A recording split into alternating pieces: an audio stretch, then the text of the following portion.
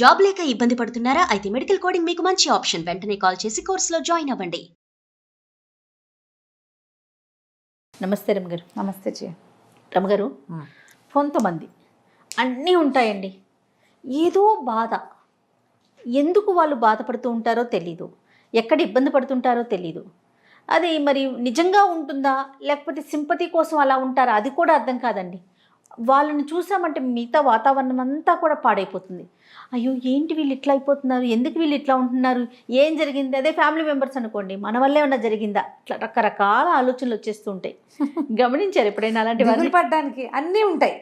వాళ్ళు బాధపడడానికి కారణం ఏమిటో మిగిలిన వాళ్ళకి అర్థం కాదు. అన్ని దానికి హర్ట్ అయిపోతారు, దీనికి హర్ట్ అయిపోతారు, దానికోసం దిగులు పడతారు, దీనికోసం టెన్షన్ పడుతుంటారు, ఫీల్ అయిపోతూ ఉంటారు. బతుకవచ్చు. భలే మంచి కథ ఒకటి ఉంది దీని మీద. అవునా? దిగులు పడ్డం అనేది ఒక ప్రత్యేకమైన విషయం. సాటిస్ఫైడ్గా ఉండటం అనేది అసలు పాయింట్లే ఉండవు. అసలు సాటిస్ఫాక్షను అనేది ఇవాళ రేపు మన దేశ చరిత్రలోనే లేనట్టుగా కనపడుతుంది. ఇప్పుడు చాలామంది డిప్రెస్డ్ వాళ్ళు చేయాలి. పిల్లలకి డిప్రెషన్, పెద్దవాళ్ళకి డిప్రెషను, ఆడవాళ్ళకి డిప్రెషను, మగవాళ్ళకి డిప్రెషను, ముసలి మా అమ్మలు తాతలు ఎవరు పట్టించుకోవట్లేదు మమ్మల్ని. ఇదివరకు ఈ సంసారం అంతా నేనే నడిపాను, ఇప్పుడు ఎవరు పట్టించుకోవట్లేదు. ఒక వయసు వచ్చాక ఎవరు పట్టించుకోరు. ఇది సహజం అనే ఉండదు. ఇందులో డబ్బులు ఉన్నవాడు లేనివాడు తేడా లేదు. దిగులు ప్రతి వాళ్ళకి. అవునండి. బతుకవచ్చు. భలే మంచి కథ ఒకటి ఉంది దీని మీద. అవునా? దిగులు పడ్డం అనేది ఒక ప్రత్యేకమైన విషయం. ఓకే. ఒక ఊళ్ళో ఒక రాజుగారు ఉండేవారు. రాజుగారికి ఎప్పుడూ ఏదో ఒక చింత దిగులు. రాజకీయ దిగులా? అన్నం తింటారు, ఆయనకి బాధగా ఉంటుంది. రేపు వంట ఇంత బాగా కుదురుతుందో కుదరదు. కాదు రమ్మగారు, రాజుకే దిగులా చెప్పండి. భోజనం బాగా కుదురుతుందో కుదరదో అలాంటి విషయాల దగ్గర నుంచి రేపొద్దున తన కుమారుడు సరిగ్గా రాజ్యం చేస్తాడో చేయడో, కుమార్తెకి వచ్చే వరుడు సరిగ్గా ఉంటాడో ఉండడో, వాడు బలవంతుడవుతాడో అవ్వడో, ఒకవేళ భార్య కంటే ముందు నేనే చనిపోతానేమో, పిల్లవాడు పెద్దగా కాకముందే నేను అలాంటి ఉద్దేశాలు కలుగుతూ ఉంటాయి ఆయనకి. ఊహలతో దిగులు. ఊహలతో దిగులు. అన్నం తినబుద్ధి కాదు, మంచినీళ్ళు సహించవు, ఏమిటో అలా సూర్మయ్యేలాగా ఉంటాడు. రాత్రిళ్ళు నిద్ర పట్టదు, దాంతో పగలు నిస్త్రాణగా ఉంటాడు. మన సింహాసనం మీద కూర్చుని కునికిపాట్లు పడుతూ ఉంటాడు. కునికిపాట్లు పడేవాళ్ళు ఎట్లా ఉంటారు? ఇట్లా ఉండరు, ఉసూర్మియాలాగా ఉంటారు, తలకాయ వెళ్ళాడేసుకుని. జనమంతా అయ్యో రాజుగారు ఏదో దిగులు పడుతున్నారు, ఆయన ఎందుకు దిగులు పడుతున్నాడో తెలీదు. మా నాన్న నేను చిన్నతనంలో ఉండగానే పోయాడు, నేను కూడా అలాగే నా కొడుకు చిన్నతనంలోనే పోతానేమో. ఇట్లా దిగులు దిగులు దిగులు. ఎన్ని మందులు వాడినా ఆయనకి అన్నేచ్ఛ రావట్లేదు. ఆ దాహం తీరదు, నీళ్ళే తాగుతూ ఉంటాడు ఎంతసేపు. ఆహారం ఏమి ఎక్కుతుంది? నీళ్లు తెగ తాగేసేవాడికి ఆహారం ఎక్కదు. దాంతో అన్నేచ్ఛ లేదు, దాంతో నీరసం, దాంతో నిద్ర పట్టదు, దాంతో దిగులు, దాంతో డిప్రెషను. ఈయన డిప్రెషను ఆ స్థానంలో ఉన్న వాళ్ళందరికీ, ఆయన ఉసూర్మియాలా కూర్చుంటే మిగిలిన వాళ్ళు టింగు రంగామని ఎలా ఎగురుతారు? రాజకీయ దిగులు ఉంటే. ఇక అట్లా ఉండి ఉండి సరే రకరకాల వైద్యుల్ని పిలిపించారు. వాళ్ళు వెళ్ళి వచ్చిన వాళ్ళు ప్రతి వాళ్ళు సరే. ఆయన ఒకరోజు ఒక వైద్యుడు, నేను కొంచెం మంచి రంగమార్తాండ వైద్యుడు, చాలా గొప్పవాడు అనమాట ఆయన కూర్చుని బాగా 4-5 రోజుల పాటు రాజుని మాట్లాడిచ్చాడు.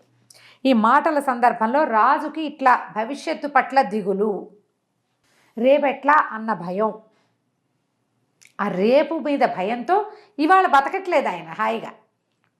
ఇది అర్థమైంది. అప్పుడు ఈయన ఏమన్నాడంటే, కాదండి రాజుగారు, చాలా అత్యద్భుతమైన ఒక మహావైద్యం ఒకటి ఉంది, మా ముత్తాత గారు మీ ముత్తాత గారికి చేశారు. ఏమీ లేదు, చీకు చింత లేనివాడు ఎవడైనా ఒక వ్యక్తిని పట్టుకుని వాడి దగ్గర నుంచి ఒక జత దుస్తులు సంపాదించి వేసుకున్నారా, మీ మొత్తం చింతంతా పోతుంది. నాకు ఈ దిగులు ఎలా పోతుంది అని అడుగుతున్నాడు ఆయన. వాడిది ఒక్క జత బట్టలు సంపాదించండి, మీకు తీరిపోతుంది. ఆయన కానీ రాజుగారు, ఓహో ఈ దిగులు తీరిపోయేందుకు ఇది నేనే పోగొట్టుకోవాలనుకోవటంలా, ఆయన దానికి ఒక వైద్యం కావాలి. డిప్రెషన్కి డాక్టర్ దగ్గరికి వెళ్ళినట్టు, నాకు డిప్రెషన్ అండి, డిప్రెషన్కి మందులు వాడుతున్నామని చెప్తున్నారా అందరూ? అవునవును. మన డిప్రెషన్కి మన వైద్యం మన మనసులో ఉంది, మనం దాని మాట వినం అసలు. బయట నుంచి దానికి ఇప్పుడు డిప్రెషన్ అనేది ఎక్కడొస్తుంది? బ్రెయిన్, మనసులో. అవును, దానికి మందు కూడా మనసులోనే ఉంటుంది. అంత ఆలోచించలేకపోతారు ఆ డిప్రెషన్లో. అట్లా వెంటనే ఈయన ఏం చేశాడు, మొత్తం సైనికులకి అందరికీ చెప్పాడు, అస్సలు దిగులు చీకు చింత లేని కుటుంబాలు పట్టుకోండి, వాళ్ళ దగ్గర నుంచి ఒక జత బట్టలు పట్టుకునండి అని. శభాష్. మొత్తం రాజ్యం అంతా గాలించారు. ఎవరిని అడిగినా ప్రతి వాళ్ళకి ఏదో దిగులు ఉంటుంది. మా నాన్న పోయారు, మా అమ్మ పోయింది, నా కుమారుడు పోయాడు, నా పిల్లలు పైకి రావట్లేదు, నాకు డబ్బులు లేవు, నా పిల్లాడికి చదువు లేదు, పిల్లకి పెళ్ళైంది, కాపురానికి వెళ్ళలేదు, పెళ్ళైన పిల్లకి ఇంకా పిల్లలు పుట్టలేదు, నాకు మనవాళ్ళు కలగలేదు, లేదా మా అబ్బాయి తాగుబోతో తిరిగిపోతో వెదవో ఏదో, లేదా మా నాన్నే తాగుబోతో తిరిగిపోతో, మా ఆవిడ గయ్యాలి, మా అత్తగారు మంచిది కాదు, పొట్టాడుతుంది, నాకు ఇల్లు లేదు, నాకు డబ్బులు లేవు, నాకు ఉద్యోగంలో ఇది లేదు, ఎన్నున్నాయి విజయ దిగులు పడ్డానికి విషయాలు నానా రకాలు. ఎన్నో. ఎవరిని అడిగినా ప్రతి వాడికి దిగులు. వెతికారు వెతికారు వెతికారు వెతికారు వెతికారు చివరికి ఒకరోజు ఒక చెట్టు కింద కూర్చున్న ఒకడు వీళ్ళకి కనపడ్డాడు. వాడు హాయిగా ఉన్నాడు, అన్నిటికీ నవ్వుతాడు. ఏదైనా దిగులు ఉందంటే దిగులా, ఎందుకు దిగులు అన్నాడు. అనేసరికి అమ్మ దొరికాడురా, వీడు బ్రహ్మాండ నాయకుడు, మనకి వీడే కావాలి అని ఆయన పట్టుకున్నారు. బాబు పద రాజుగారి దగ్గరికి వెళ్దాం అన్నాడు. అనేసరికల్లా సరే తీసుకుపోయారు. ప్రపంచంలో మన ఊళ్ళో, ప్రపంచం అంతా పెద్దది కాదు, మన ఊరు, మన రాజ్యంలో అస్సలు దిగులు లేదు, చీకు చింత లేదు అని చెప్పిన ఏకైక ప్రాణి ఇదే అని నుంచోబెట్టారు. రాజుగారు ఆశ్చర్యపోయాడు, పైకి కిందకి చూశాడు. వీడికి దిగులు పడ్డానికి కావాల్సిన లక్షణాలన్నీ ఉన్నాయి వీడిలో, కానీ పట్టలేదు అని, బాబు నీదొక జత బట్టలు ఇస్తావా నాకు అని అడిగాడు రాజుగారు చాలా మర్యాదగా. అది మహానుభావుడు కదా, దిగులు లేని వాడు మహానుభావుడు అంతే. అనేసరికల్ బట్టల నా దగ్గర ఉండే ఈ గావంచ తప్ప నాకేం బట్టలు లేవు అన్నాడు ఆయన. ఒట్టి ఒక చింకి గావంచ కట్టుకుని, తలకొక తువ్వాలు కట్టుకుని, ఒక కర్ర పట్టుకుని ఉన్నటువంటి ఒక మనిషి, నాకే దిగులు లేదు. వాడు తిండికి దిగులు పడచ్చు, బట్టకి దిగులు పడచ్చు, ఇల్లు వాకిలి లేదని దిగులు పడచ్చు, సంసారం లేదని దిగులు ఎన్నున్నాయో వాడికి, ఏమీ లేవు. ఏముంది, ఏం చేస్తాం, దేవుడు ఇలా పుట్టించాడు, ఇలా ఉన్నాం అంతే. రాజు ఆశ్చర్యపోయాడు, నీకేం దిగులు లేదా, నీకు బట్టలు కూడా లేవు కదా అన్నాడు. బట్టలు లేకపోతే నేనున్నాగా, నేనున్నాను, బట్టలు ఉంటే ఉంటాయి, లేకపోతే లేదు అనగానే రాజు నేను కందిపోయాడు. బట్టలు లేని వాడికి కూడా దిగులు లేదా, నాకేమిటి, నాకు అన్నీ ఉన్నాయి, నేను ఎందుకు దిగులు పడుతున్నాను, నువ్వు ఇక్కడే ఉండు, నీకు అన్నీ ఇస్తామన్నారు. ఎందుకంటే అవన్నీ నాకు హాయిగా చెట్టు కింద పడుకుంటే గాలి ఆడుతుంది, హాయిగా ఉంటుంది, దొరికిన పూట తింటా, లేని పూట లేదు, చెట్టు కింద పడుకుంటాను, వెళ్ళొస్తానండి అని వెళ్ళిపోయాడు. రాజు నిదానంగా ఇతను వెనకాలే నడుచుకుంటూ వెళ్ళాడు. ఇతను ఎక్కడున్నాడు ఏమిటి అని. ఆ స్థానంలో అన్నం కూడా తినలా, వెళ్ళిపోయాడు. ఏవో రెండు వెళ్ళే దారిలో చింతకాయలు, నేరేడు పళ్ళు కనపడితే 4 నాట్లో వేసుకున్నాడు. రాజుగారు ఆ వెనకాల నడుచుకుంటూ చూస్తూనే ఉన్నాడు. ఆ పోయి చెట్టు కింద కాళ్ళు చాపుకొని హాయిగా పడుకున్నాడు. వీడికి ఇంత హాయిగా నిద్ర పడుతోంది, నేల మీద ఒంటి మీద గుడ్లన్నా లేవు, కడుపులో ఆహారం లేదు, నాకెందుకు పట్టదు నిద్ర. రాజు రిపెంట్ అయ్యి ఆలోచించడం మొదలుపెట్టాడు. దిగులు పడాలి అని కారణాలు వెతుక్కుంటున్నాను నేను, ఈరోజు నాదని నేను తెలుసుకోవట్లా, నేను రాజుని, నాకు అన్నీ ఉన్నాయి, హాయిగా తిని పడుకోవచ్చు నేను, కానీ దిగులుతోటి నేను ఈరోజు ఏం చేయాలో, ఒక రాజుగా నా కర్తవ్యం ఏంటో, ఒక మనిషిగా నేను చేయవలసిన విధేమిటో నేను ఆలోచించట్లా, నేను తప్పు చేస్తున్నానని వెనక్కి వచ్చేసాడు. అప్పటిదాకా ఆయన బోల్డని సీసాలు ఉన్నాయి మందులు ఆయనకి, ఆ వైద్యం ఈ వైద్యం, ఆయుర్వేద వైద్యం, న్యాచురోపతి వైద్యం, మొత్తం వైద్యాలన్నీ మానేశాడు.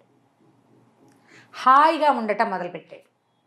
రాజ్యంలో అందరూ హాయిగానే ఉన్నారు. ఆ తర్వాత ఇక ఏ ఇబ్బంది లేదు. ప్రధానంగా వ్యక్తులు తెలుసుకోవాల్సిన నీతి ఏంటంటే, ఇందులో నువ్వు దిగులు పడుతూ ఉంటే ఆ దిగులు నిన్ను ఇంకా లాగి లాగి కుంగి కునారిల్లిపోయేలాగా చేస్తుంది.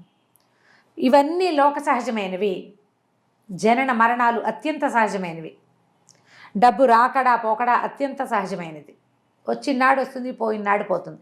మనిషిగా నా క్రియ నేను చేస్తాను, నా పని నేను చేస్తా, దిగులు పడుతూ కూర్చుంటే ఎట్లా కుదురుతుంది అని భావిస్తే ఏది ఉండదు. కాబట్టి దిగులు, బాధలు వాటిని జయించండి. వాటికి వైద్యం మన మనసులోనే ఉందని గుర్తుపెట్టుకుంటే ఏ డిప్రెషను మన దగ్గర కూడా రాదు. అంతా భలే ఉంది రమ్మగారు, ఎంత బాగుందో నిజంగా అండి. చాలా చాలా వరకు చూస్తూ ఉంటాం ఇలాంటి కేసెస్, అన్నీ ఉంటాయి. ఏమిటో బాధపడతారు వాళ్ళు, ఎందుకు బాధపడతారో తెలీదు. దాన్ని పోగొట్టుకోండి, ఖచ్చితంగా పోగొట్టుకోవాలి. నమస్తే రమ్మగారు. నమస్తే చే.